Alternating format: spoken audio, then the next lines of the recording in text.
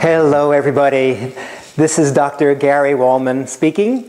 Part of what we're going to do here is to provide small little vignettes that will provide you with some interactive means to shift your internal self-talk and your ability to communicate your message with impact and effectiveness with audiences in all stages of your life. And so what I'm here to do with you today, partly, is to transform your internal self-talk. So in your engagement with others, and with your family, your business associates, your colleagues, your friends, your community, your company, your country, you can really take a stand, be the leader that you are, and come out with your gifts in a way that you've always wanted. 3 V's of communication: the verbal, choice of the words we use; the vocal, relationship to sound, the way we project sound. Marcel Marceau, in one sweeping gesture, one of the greatest mimes of all time, could say more than many of us say, waffling on for sentences and sentences and sentences. If we take the physical presence and connect that with the words, so the verbal, vocal, and visual come together as one, then we have, like shooting from a rifle, an alignment where we can focus even more our full physical presence and the words matching even more than the words alone. Once upon a time, I was living in Boston about 15 years ago, and I had an ad in a particular magazine for lawyers, for barristers, called Lawyers Weekly. This particular ad showed that one of the tools that I work with lawyers, with barristers, is to assist them in making more engaging courtroom presentations and also to help them with litigation. So they come more alive and more convincing and persuasive, yet also more in integrity, in honesty, in resonance, in congruence. So their message matches their voice and their visual gestures. The 5 S's of communication is the secret here. When you speak, to be the most impactful and effective communicator you can be, practicing this is also in my workbook for any of you that also want more of a sense of understanding where I'm coming from. That's also available, and Flora and Irma can also share that with you throughout the conference. Say these words with me. When I speak, I speak in the simplest, shortest, strongest, specific statement.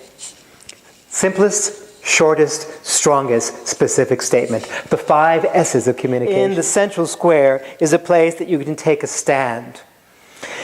Over in the back right area is far away. And if we point in that direction and say the words talking about other people as far away as all the way across the world, it's easy for them to reach you with their message. It's a different quality of connection. Can you see that? The words, the grid system. And if you look at the 9 squares, you can see those as well? Yes, good. These are the 9 squares that represent the different zones that I've charted to make walking your talk much easier. You'll see that the first area when you make the presentation is to thank the person who set up the presentation for you to give, and also the audience members for whatever commitment they have in bringing themselves to come here today. You may even acknowledge something in their making a contribution to the field that can be also honoring them in the audience.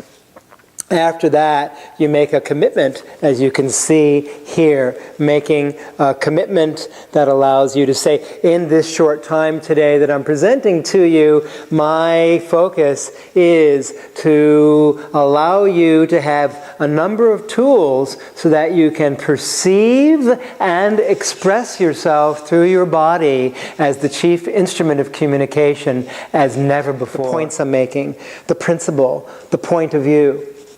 Then the E here would represent the example. An example I'm going to give you, reaching one or more or as many of the senses as possible to punctuate my points. P, E, A. A for application. What's in it for you as an audience member? If we put this together, for any point you make,